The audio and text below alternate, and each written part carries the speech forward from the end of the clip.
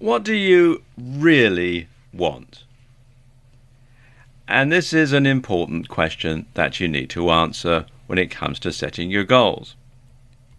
Now, back in the 1990s, the pop group The Spice Girls had a hit that started, and I won't attempt to sing it, but it started, "Tell me what you want, what you really, really want." Well, what do you really, really want? Sometimes it's difficult to know, and sometimes it's not what you think it is. Sometimes people have very confused ideas about what they want. So a good way to find out what you really want is to employ what's known as the 5 whys technique. Now, what is the 5 whys technique? Well, basically, it's a technique that's very simple.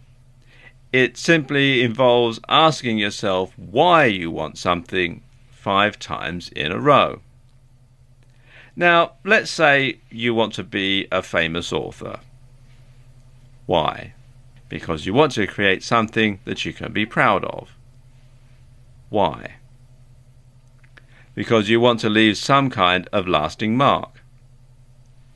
Why? Because you respect and admire creative individuals who've done the same. Why? Because they can make a living by using only their writing skills and their imagination. Why does that appeal? Because you love to be creative and to be acknowledged for that creativity. Okay, so now we're getting somewhere. It's not necessarily becoming a famous author that appeals so much as being creative and being acknowledged for that creativity. Now that opens up a world of possibilities. You could be a blogger, or an article writer, or a screenwriter, or a magazine writer. You know, the list just goes on and on. This now gives you a number of options you can pursue and still satisfy your need to be creative and earn a living through writing. You can now set goals that will be easily achieved, becoming the top blogger in your niche, for example, or an in-demand screenwriter. Once you've achieved one goal, you can move things up a gear and go on to achieve greater goals. Like being an authority in your niche whom people seek out for information or entertainment, or an Oscar-winning screenwriter who commands sky-high fees and gets his or her name at the beginning of the picture rather than the end. These are all things you might want later and could make your life very happy, but are not things that you might have realized you wanted in your life before. In this video, I want to tell you about setting goals the wrong way. Now, I know that sounds a bit counterintuitive, but please bear with me for a moment. You see, most people go about setting goals the wrong way. Then they get frustrated and disappointed when they don't achieve them. They feel like they're worthless failures when they've really fallen into one of the 4 goal-setting traps. And I'm going to explain what they are in this video.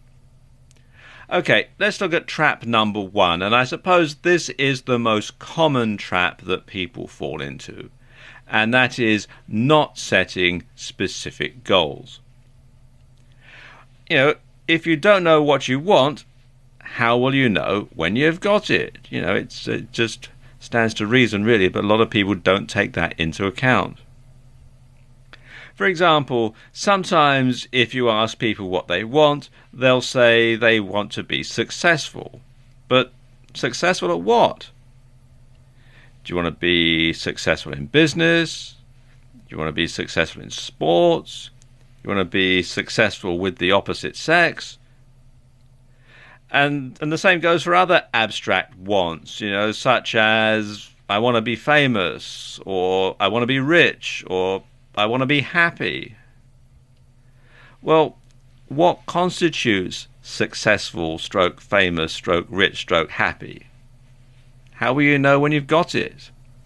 What are your terms of reference? So you need to be specific about what it is that you want, or at least have some idea. Then you can narrow it down to formulate a specific goal that you can work towards. And sometimes it's better to break large goals down into smaller ones. And that makes them very easy to achieve. For example, let's say your goal is to build a brick wall. Well, the first goal that you're going to need to do is to calculate how many bricks you're going to need. Then you're going to need to prepare the ground. That's your next goal. And then you might need to order the bricks from a builder's merchant and wait for them to arrive, and you can be preparing the ground while they're on their way. Then you're going to need to get in all the tools and supplies that you need. Then you're going to need to get all the mortar and cement to join the bricks together. Then you're going to have to start laying the first course of bricks, or laying the foundation and then the first course of bricks. And then you're going to have to build up each layer of bricks so that you have a nice, strong, straight wall. And so each time you do one task, that is a goal that you're achieving. So you're achieving lots of little goals along the way to achieving your main goal of building the brick wall. Okay, trap number 2 is being rigid and unrealistic. Saying something like, I'm going to make $1 million by this time next week, starting from scratch today, is totally unrealistic. Whereas saying something like, I'm going to make $100 by this time next month, starting from scratch today, is much more doable. There's nothing wrong with having the ultimate goal of making $1 million. Just bear in mind that it will probably take you many years to achieve. But if you set an unrealistic goal to begin with and you fail to achieve it, you're going to get disheartened and you're going to give up, and then you'll never achieve the goal that you want. You'll never achieve the main goal that you want. Likewise, having the goal of living in a particular house is never going to be achieved if the current owners don't want to sell it or they plan on tearing it down. But having the goal of living in a certain neighborhood or town is much more realistic. Okay, trap number 3 is having too tight a timescale, or even worse, not having a timescale at all. And while it's a good idea to set some sort of deadline to spur you on to success and to discourage procrastination, your timeline or deadline should be realistic and achievable. And like I was saying earlier, if you set yourself the goal of making $1 million by this time next week, that is a totally unrealistic timeline. Whereas if you set yourself the goal of making $100 by this time next month, that's much more achievable. That's a much more realistic timeline, a much more realistic deadline. But you should have some sort of deadline. Otherwise, you'll just put things off until the time is right. And so many people do this. They say, when the time is right, I'll do this. Or when such and such happens, I'll do this. Or I'll do whatever it is the goal is someday. Well, remember, someday equals never. So if you don't have some sort of a deadline in mind, then you're just going to simply put it off and put it off and put it off, and you're never going to actually do it. All right, finally, trap number 4 is not sticking with it.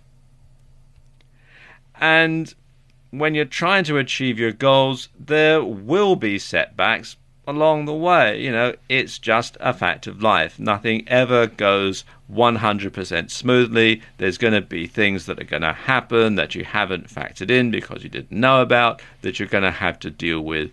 And it's just, it just happens. It's just the way life is. And sometimes totally unexpected things will happen, completely out of the blue, and they'll delay your progress, or they're going to force you to deviate from what you want. So you might have to stop working towards your goal, go off at a tangent and do something else first, and then come back to it. But as long as you keep your goal in mind and you keep at it, then you should achieve it in the long run. And of course, that's the most important thing, is that you do actually achieve your goal. And once you've achieved one goal, it's easy to then set yourself another goal and move on to that, and another one, and another one, and another one, and so on, all down the line. So there you go, the traps that you should really avoid falling into so that you don't set your goals the wrong way. A lot of people think that goal setting and the phenomenon of setting goals is a fairly recent innovation. But actually, goal setting has been practiced throughout history. For example, the founding fathers of the United States had being an independent country as their goal, and it took many years to achieve it. Despite the Declaration of Independence being signed in 1776, British forces didn't fully withdraw from American territory until the signing of the Jay Treaty in 1795. But America did become an independent country and has remained so ever since. So the founding fathers' goal was eventually achieved, and of course history shows that they stuck at it and achieved the goal. The Montgolfier brothers' goal was to successfully fly a hot air balloon, and of course this had never been done before. Nobody had ever flown in anything, but they worked at it. They set their goal as having the world's first hot air balloon, and they eventually achieved that goal. And hot air balloons are still flying to this day. And over 120 years later, the Wright brothers took this further and flew the first aeroplane, and this was a goal that they had pursued for many years. But actually, one of the first people to recognize the importance of goal setting was the ancient Greek philosopher Aristotle. And this was way back in very, very ancient times. And Aristotle put it like this: all men have one goal, success or happiness. The only way to achieve true success is to express yourself completely in service to society. First, have a definite, clear, practical ideal, a goal, an objective. Second, have the necessary means to achieve your ends: wisdom, money, materials, and methods. Third, adjust all means to that end. So, to break this down into modern parlance, you could say, first of all, make sure your goal benefits everyone, not just you. Get whatever you need to make your goal a reality. Keep your attention fixed on your goal until you achieve it. Now, let's look at an historical example of this. Let's look at the Wright brothers and the way that they achieved their goal of powered flight. Now, their goal of powered flight benefits everyone.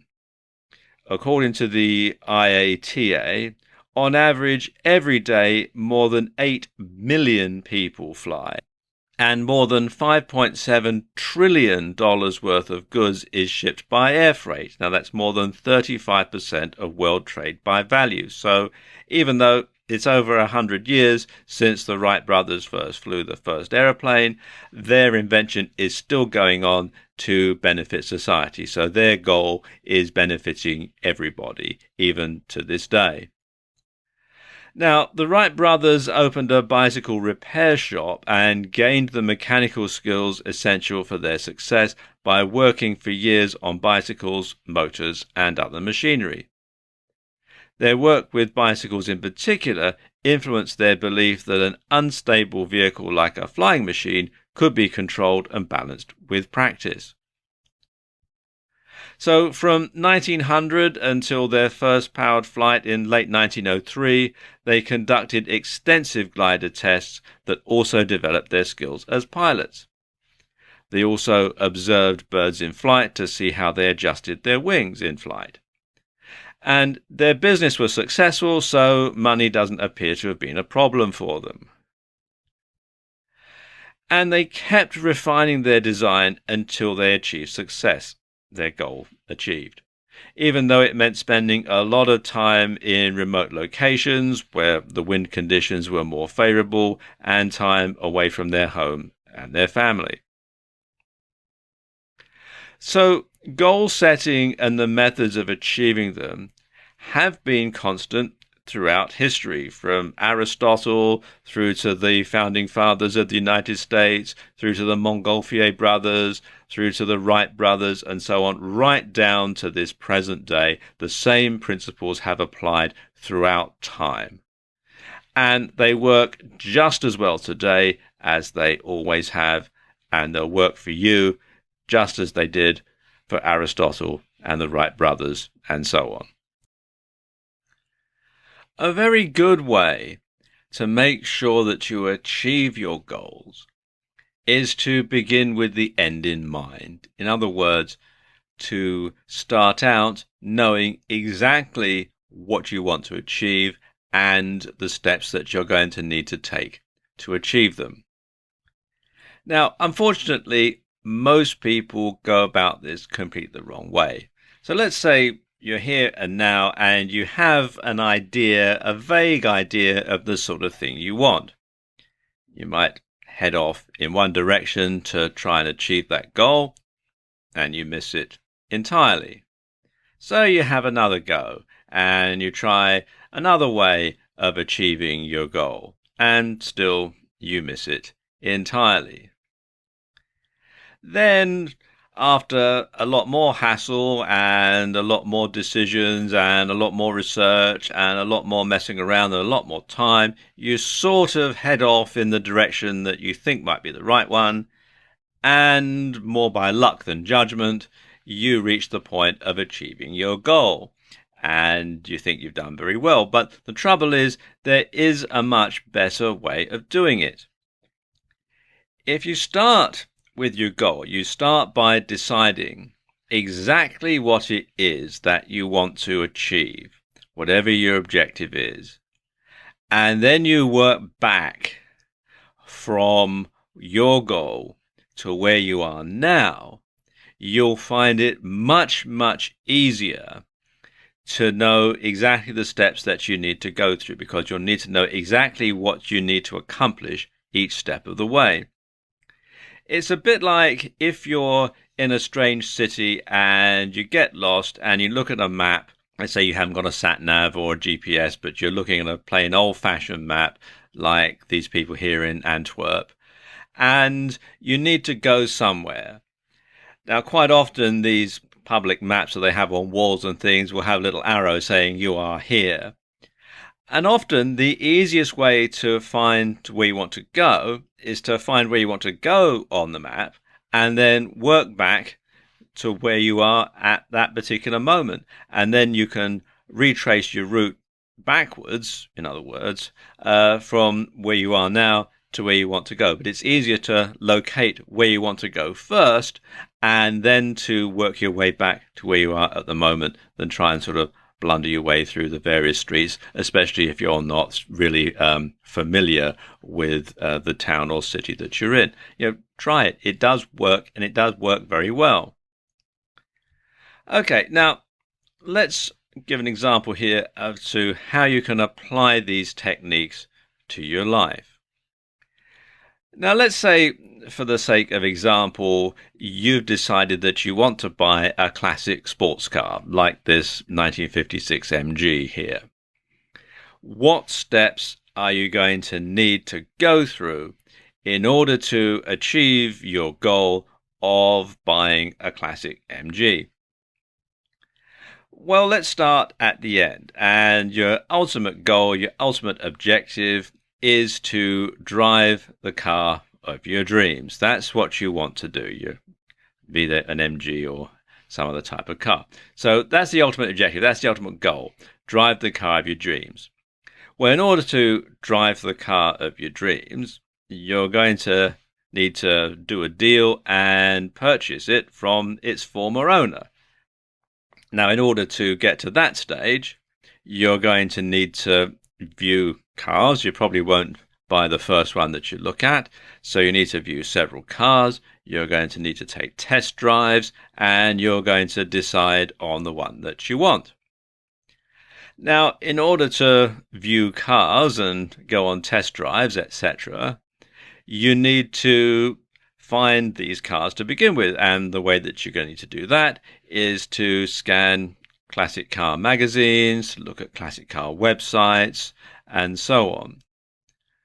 But of course, there's not a lot of point in doing that unless you have enough money to buy a classic car in the first place. So you're going to need to save up and or arrange a car loan so you know exactly how much money you have to spend on your classic car.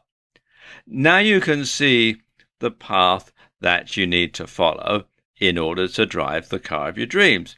First thing you have to do is save up and or arrange a car loan.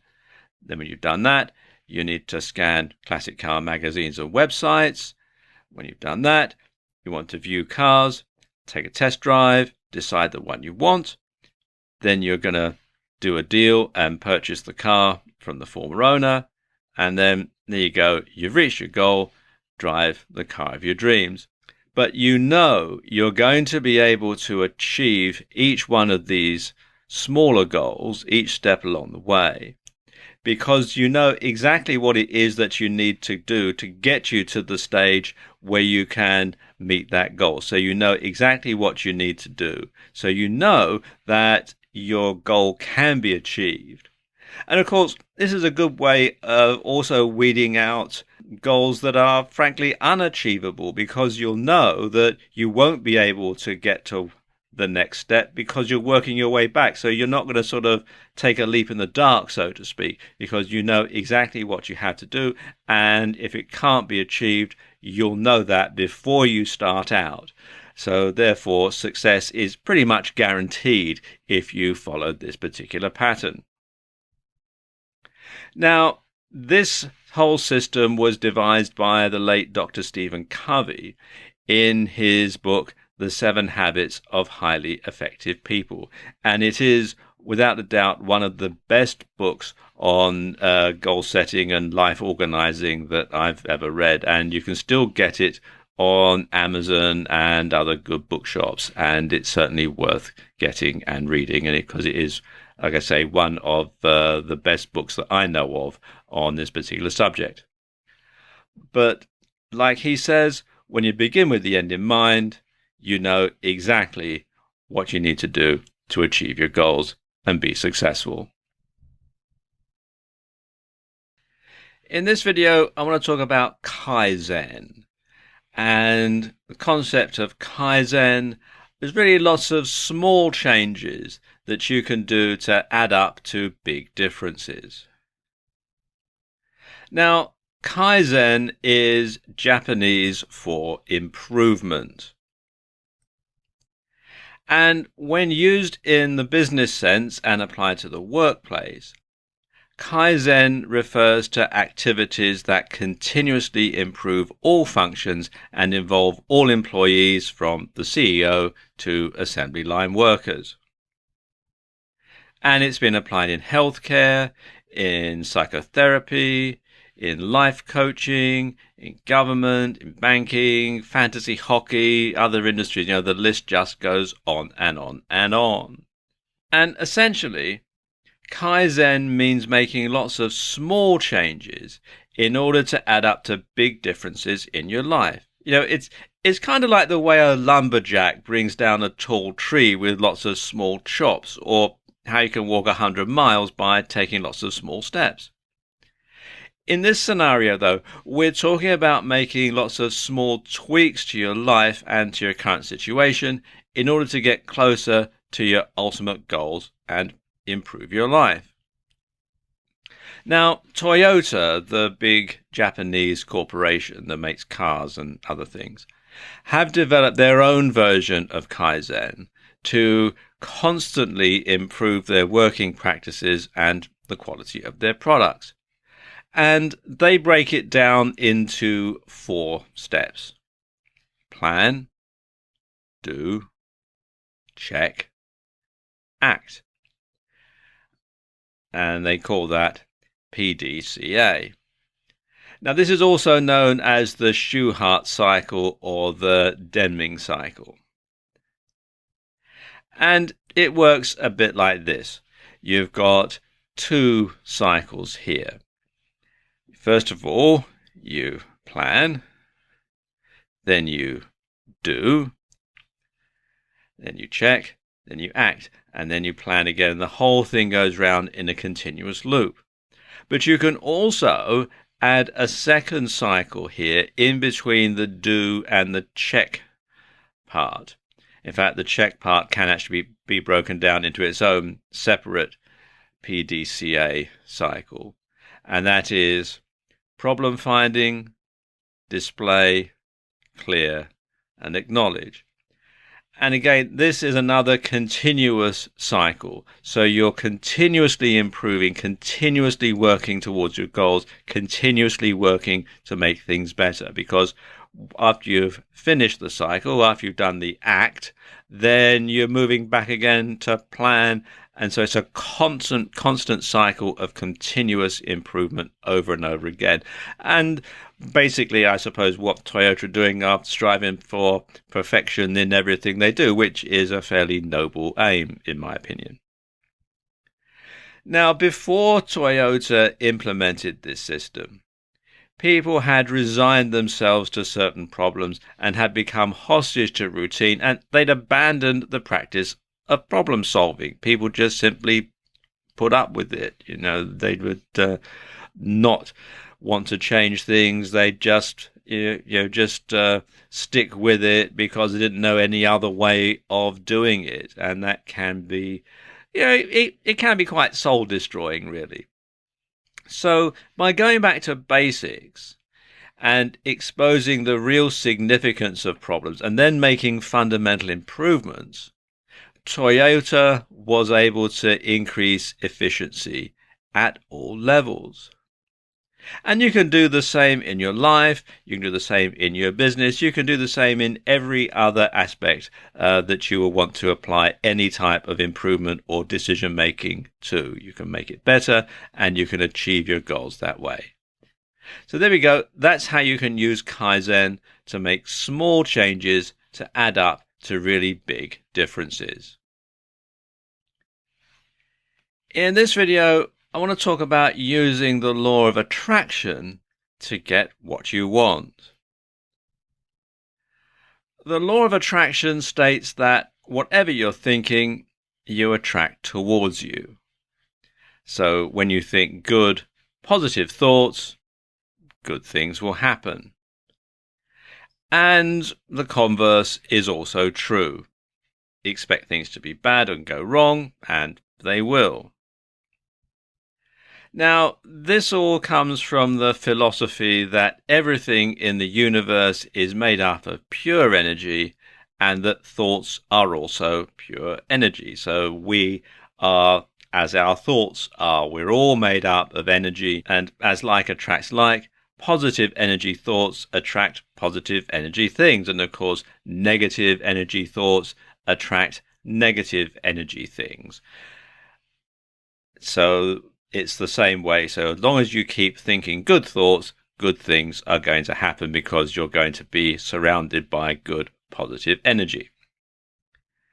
And even if you don't believe any of this New Age stuff, keeping your thoughts positive does influence the decisions that you make. So if you look for the best outcome and expect it, then chances are you're going to find it. For example, Let's say you hear about a new job going, one that pays a high salary, one that you could do very easily and that you would find rewarding and satisfying.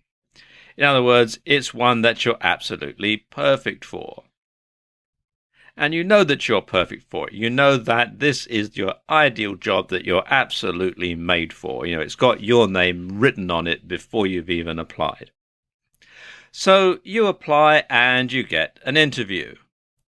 And you're so confident you can do the job. You just have boundless enthusiasm for doing this job. So when you go for the interview, you make a great impression on your prospective employers. And they think, wow, we've got to have this person. He or she is exactly made for this job. We don't need to see anybody else. This person is the one that we want to do this job. They're so impressed.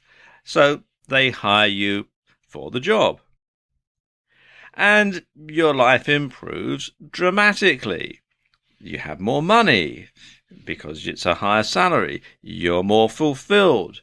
You meet interesting people.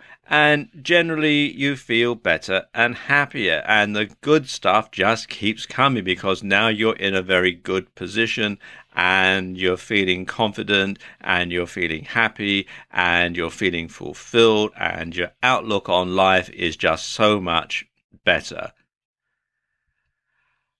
But the converse is also true. So you hear about that new job going, the same one that pays a high salary, and it's one that you could do easily and you would find rewarding and satisfying. It's one you're perfect for.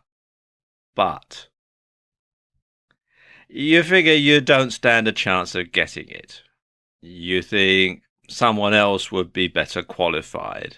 And you think, well, applying would be a waste of time. So you don't bother. And guess what happens? Nothing. You're stuck with your same old boring, miserable, unhappy life. And you go around thinking, nothing good ever happens to me, I'm just miserable, I've got nothing, everything always goes wrong, oh, my life's a mess, yada, yada, yada, yada, yada. Which is true, because your negativity attracts other negativity. And the fact that you're always expecting the worst, you're always looking for the worst, well, you look for it and you find it, or it finds you, depending on how you care to look at it. So you just hang out at the water cooler with the other losers who like to do nothing and moan. After all, misery loves company. See what I mean? Thinking positive thoughts attracts positive things in your life because it puts you in a positive frame of mind.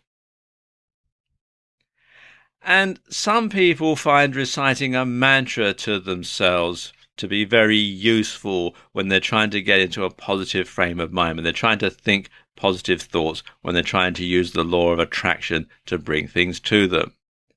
Saying things like, I am very lucky. Money, wealth, and good fortune flow to me in abundance. And a lot of people find when they say that to themselves, whenever they have a spare moment, when they're not thinking about anything else, when they're doing something that's fairly boring, and your mind starts to wander, you start to recite that mantra over and over again. And it just sort of programs your brain to start thinking positively, to start looking for the good stuff, to start looking for things that are going to improve your life. You think you're lucky, then you start to act like you're lucky and you start to become lucky. And it does actually work. I can personally say that it does actually work when you start to do things that way. Now, I want to end this video with a quote from Margaret Thatcher. She was the UK's first woman Prime Minister, and she was Prime Minister from 1979 right through to 1990. So for the entire decade of the 1980s, she was the Prime Minister. And she was a fairly divisive figure during her lifetime, but to be fair, she did achieve an awful lot, and the law of attraction really did work for her because she was very, very successful in her life. And she said, "Watch your thoughts, for they become actions. Watch your actions, for they become habits. Watch your habits, for they will forge your character. Watch your character, for it will make your destiny." So there you go. That's how you can use the law of attraction to bring the good things into your life. When you change your mindset, everything changes. And I'm going to explain why in this video. Now, the whole concept of how your thoughts and your mindset affects your actions was first deduced by a man called James Allen in his book As a Man Thinketh. And this was over 100 years ago he thought this up. And the title As a Man Thinketh actually comes from a quote from the Bible. As a man thinketh in his heart, so is he. And this comes from the book of Proverbs, chapter 23, verse 7. And the book opens with this passage. Mind is the master power that molds and makes, and man is mind, and evermore he takes, the tool of thought, and, shaping what he wills, brings forth 1,000 joys, 1,000 ills. He thinks in secret, it comes to pass. Environment is but his looking glass. Now, of course, bear in mind, this was written over 100 years ago. From a male perspective, it could just as easily apply to a woman as a man. So it could be, and woman is mind and evermore she takes. It doesn't really matter. It's just the parlance of the time. But it's as true today as it was back then. And As a Man Thinketh is still in print, and it's still available today. If you go to Amazon.com, you can see there are lots of different versions of it available at varying prices. Or if you come here to YouTube, you can actually find the audiobook online here. You've got the full audiobook here, and there's also various versions of it available as well, and so you can listen to it for free. And the thing is, though, quite often we're conditioned from childhood to be negative, or, as my father used to say, to be realistic, and you just sort of get burdened down with it over time, and it can really start to drag down because people tell you all the time, "Oh, you can't do that," or "It'll never happen," and "You're not good enough." And you start to think in your mind, "Oh, why bother?" Well, enough. Because you can do whatever you want if you put your mind to it. Now, a good way to actually change your mindset and to start thinking the right sort of thoughts is to reprogram your brain using a process known as CBT. Now, CBT stands for Cognitive Behavioral Therapy. And this is a framework you can use to try and change the way you think. And in so doing, you can improve a number of beliefs and behaviors. And this uses a combination of practicing, testing, and assessing your own thoughts in order to attempt cognitive restructuring, in order to change the way that your mind works from a more negative way to a more positive way. So you can start to see the opportunities and you can start to be more positive and to change your mindset to one that is more goal orientated than perhaps you have at the moment. And CBT also teaches mindfulness, which has a number of different applications. And one particularly interesting use for mindfulness is to help increase your own sense of gratitude for what you already have. Now, this is very important. If you aren't able to appreciate the things you have already and what you have already achieved, you'll find that nothing you accomplish brings you any closer to being happy and fulfilled. So make sure you spend the time to think about the things that you're grateful for in life and the things that you've already done well. And everybody has things in their life that they can be grateful for. Everybody has done things in the past and they've done them well. So you want to bear that in mind while you're trying to reprogram your brain using CBT.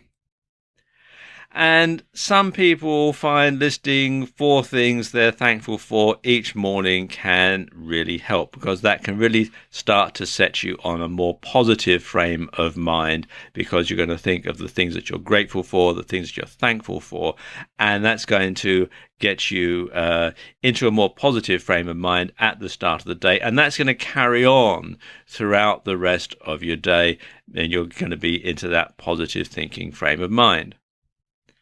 And also bear in mind that no matter where you are in your life right now, there are probably people who would love to be in your shoes. There's always someone who's worse off than you are. No matter how bad things are, there's always going to be somebody who's going to be, 10 times worse than you are at the moment. Even though sometimes, when you're feeling really down, when you're feeling really negative, when you're feeling really unhappy, you can perhaps find that a little difficult to comprehend, that, when everything's sort of bearing down. But things are always worse for somebody else. So you should always be grateful for what you have and be positive and thankful for it.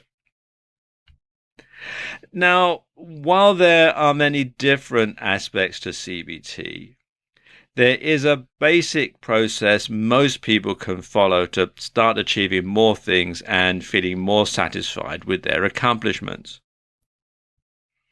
So let's go through some of the steps. And step number 1 is mindfulness. And the process starts by being mindful of your current thoughts and reflecting on what you currently think on a regular basis. What thoughts are destructive and potentially holding you back? And what can you do about that? Mindfulness can be used as a form of meditation, or you can use journaling, which simply means writing down the thoughts as they come to you or at the end of the day. Step number 2 is thought challenging. And this is the process of challenging your beliefs and thoughts. Does your limiting belief really have any merit? And when you do this, you'll often find that actually, no, it doesn't. It doesn't have any merit whatsoever. And sometimes, because things worked badly for you in the past, it doesn't mean that it's going to work out the same way in the future, because circumstances around you will change. So, step number 3 is hypothesis testing. Think you can't speak in front of that crowd? Think you'll get laughed at if you ask that woman or man out? Well, try it. You'll find the reality is rarely as bad as you were worried it might be. And like I was saying, even if something hasn't worked in the past, times change, things change, people change, and you might find that if you try it again, it does work. And step number 4 is affirmations. Now, believe it or not, affirmations and mantras can work when they're well chosen. So repeat phrases that undermine the negative ruminations in your mind, and eventually they can completely replace those beliefs. And some people will say a mantra to themselves like, "I'm very lucky, money, wealth, and good fortune flows to me in abundance," instead of, "Oh, I'm broke and there's nothing going on and I'm living a miserable life," and yada, yada, yada. So when you follow these 4 steps, you can start to reprogram your brain using CBT. And once you've done that, then you'll find that things start to go much better for you because you're in a much better frame of mind. When you face your fears, they'll melt away because quite often what you fear actually makes things a lot worse than they really are. And sometimes our fears get the better of us, and that fear feeds on itself, making us even more fearful. Now, sometimes our fears are well-founded, but most of the time they're irrational. And the way to overcome them is by using a technique called fear setting. And this means facing your fears and seeing that they're groundless, although you must exercise some caution, though. Now, I'm not suggesting that you overcome your fear of heights by throwing yourself off a cliff, as you'll probably die. But going up to the observation deck of a skyscraper isn't going to do you any harm. Once you're up there and you find that nothing bad happens, then there's a good chance you're going to overcome your fear of heights. Now, let me give you an example of fear setting in action. Let's say you have a fear of public speaking. Let's say you're afraid you'll stutter or you'll be really nervous and you'll fumble your lines and people will laugh at you. Okay, so let's look at the basis for this fear in detail. First of all, why would you stutter? Do you usually stutter when you talk? And why do you think people would laugh? Are people usually that unkind? And what is it that you're really afraid of?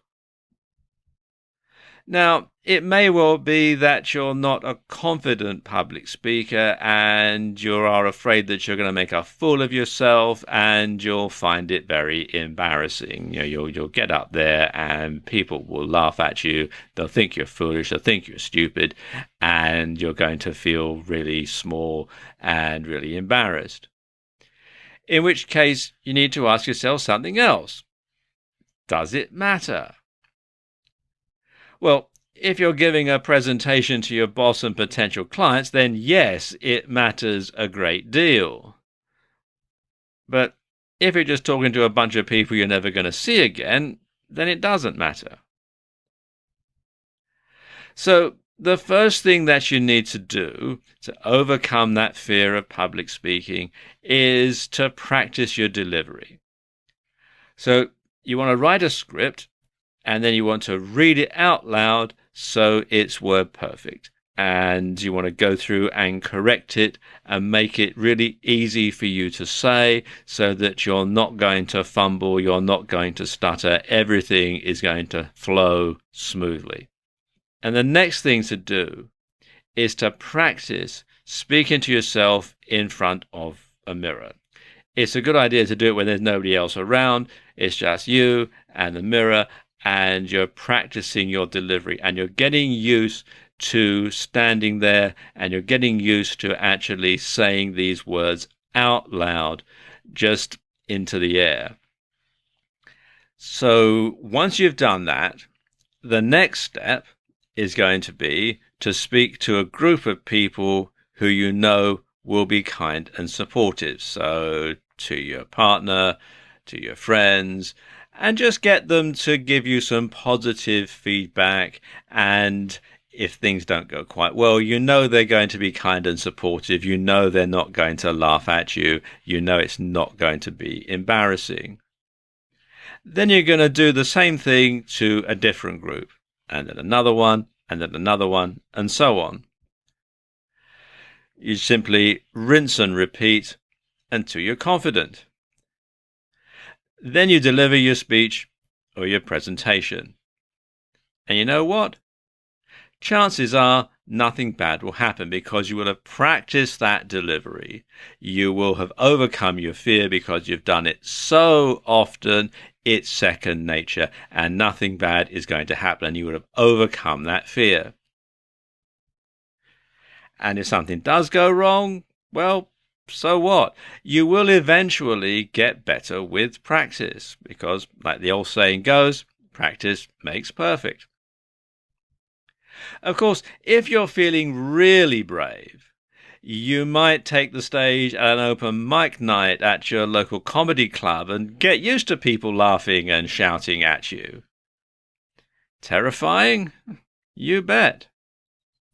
Physically harmful or mentally scarring? Nope, not at all. And when you've done it, and when you're used to people shouting and heckling, and you know that nothing bad happens to you, you'll lose that fear and you'll be able to speak with confidence in front of anyone you like. So that's just one example of overcoming your fears through fear setting. And whatever you're afraid of, just think it through. Think of ways that you can overcome it. Think of ways to face it. Don't hide from it. Don't hide from your fears, because those fears will just feed upon themselves. And once you've overcome your fears, you can go on to achieve great things. It makes sense when you're trying to achieve your goals to get your priorities in the right order. Now, of course, sometimes getting your priorities in order is easy. Do you want to pay that stack of bills and pay the rent and keep a roof over your head, or do you want to go and buy that new smartphone? I would think that most people would decide that while heart might say buy the new smartphone, head says, well, you've got to pay the bills first. So in a way, some decisions, some priorities, it's pretty much a no-brainer. But other times it can be difficult and things might seem to be equally weighted. So what should you do first? And how can you tell? Well, one way that you can tell is to use Maslow's hierarchy of needs. And Maslow's hierarchy of needs is a psychological theory proposed by Abraham Maslow in his 1943 paper, A Theory of Human Motivation, which was published in Psychological Review. And Maslow subsequently extended the idea to include his observations of humans' innate curiosity. And he did this by observing famous people like Albert Einstein and how they made decisions and that sort of thing. He decided not to look at people who are mentally ill, like a lot of people were doing in the psychological field at that time. He wanted to look at what normal, healthy, well-adjusted, successful people did and how they were able to make the right decisions on a consistent basis. And his theories parallel many other theories of human developmental psychology, some of which focus on describing the stages of growth in humans. And Maslow used the terms physiological, safety, belongingness and love, esteem, self-actualization, and self-transcendentance to describe the pattern that human motivations generally move through. And often this is described in a pyramid. So let's just take a look at that. Now, what you have a pyramid, and at the bottom, the basis of it, you have your physiological needs. These are the things that everybody needs basically to live. If you don't have these, you'll probably die. Things like air, water, food, clothing and shelter, sex, sleep, bodily functions, etc. Now, with the exception of sex, you need all of these to stay alive. And of course, human beings need to procreate to keep the whole thing going. After all, if nobody had sex, mankind would die out. So you do need that for the benefit of mankind, and you do need all the others to actually keep your own body and soul connected. So that's the basis. That's the foundation upon which everything else is built. So you must have all of those before you go on to get anything else. So that is the primary need, the thing that you need most of, and getting those should be your number one priority. The next level is the safety level. Now, when we're talking about safety, we're talking about things like personal security, financial security, health, and well-being. So it means that you want to be somewhere where you're going to be free from harm. You want to make sure that you have a well-paid job or a good source of income, either business or a pension, something that you know that you're not going to be worried about money all the time. It's your health. It's perhaps having enough health insurance so that you know that if you do fall ill, you're going to be able to pay the bills. And it's just sort of general well-being, things that you know that you can sleep at night without all these things on your mind. So that's the second level at the bottom of the pyramid here. At the next level is love and belonging, which he called belongingness. And these are things like friendship, sexual intimacy, and family. So they're, the things that make life worth living, the things that make life good. At the next level, we have esteem.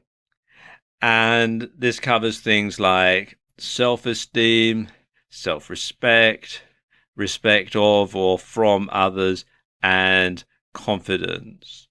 And these are the things that will actually alter your mindset, really, to make you feel good, to make you appear good to others. And these are things that everybody needs to make themselves more mentally happy.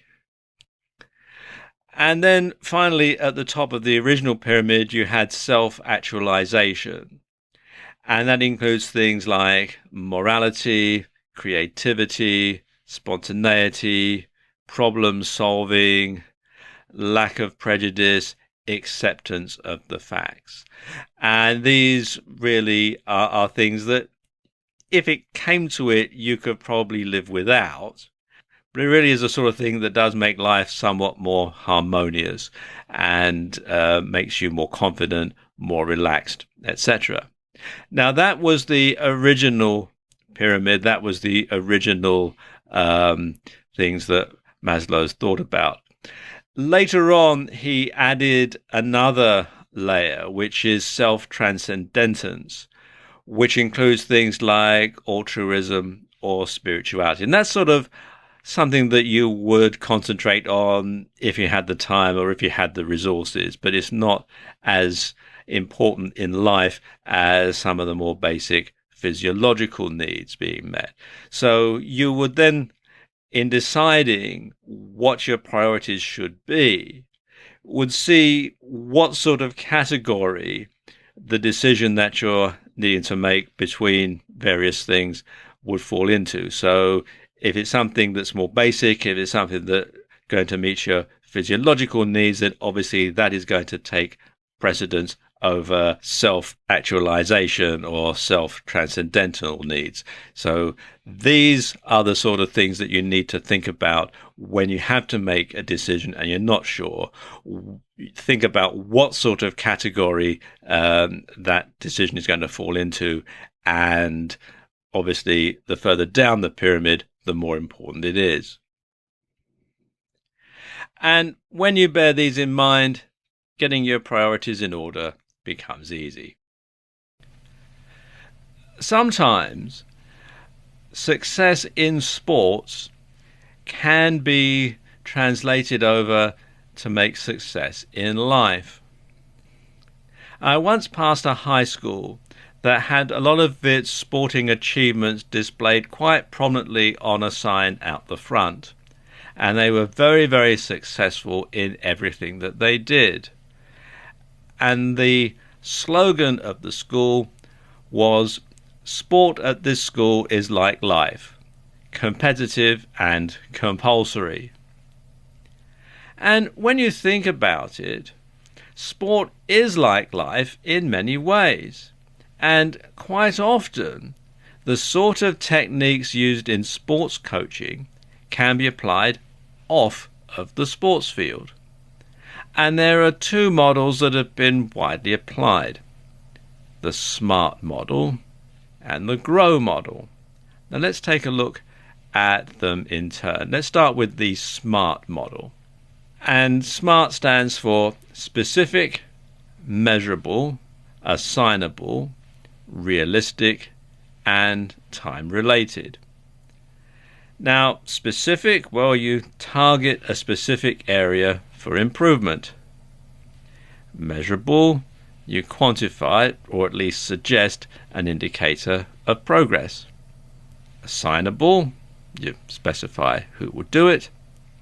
Realistic, state what results can realistically be achieved given available resources. Time-related, specify when the results can be achieved. And if you think about it, when you're applying this to a sports situation, you can specify a particular part of a team's efforts that need improvement. You can measure how something is going to be just by looking at the scoreboard. Assignable, well, you know which player is going to be doing the particular task. Realistic, well, that sort of speaks for itself, really. You know exactly whether or not there's a good chance of this being achieved. And time-related, well, obviously it's going to be before the next game generally, or by the end of the season. Now, SMART criteria are commonly associated with Peter Drucker's management by objectives concept. And the first known use of this term in relation to business occurs in the November 1981 issue of Management Review by George T. Doran. And the principal advantage to SMART objectives is that they're easier to understand and to know when they've been done. Okay, let's talk about GROW. Now, GROW was devised by a gentleman called Sir John Whitmore, and is published in his book Coaching for Performance, which you can get from Amazon and other good retailers. The story goes that Sir John came up with the idea for the GROW model while playing tennis. Along with colleague Alexander Graham, he developed the concept in the 1980s. Now, GROW stands for goal, reality, options, will. So let's break it down a bit further. Goal, what do you want? Reality, where are you now? Options, what could you do? Will, what will you do? And you can read more about the GROW model and how you can apply it and so on at this website, which is performanceconsultants.com/grow-model. You can easily see the parallels between sport and life here. In sport, the object is to win by scoring as many goals as possible. But you also need to score goals, be they in your business or personal life. So adopt the sort of strategies and tactics that work on the sports field, and you'll be a winner in life, achieving all of your goals.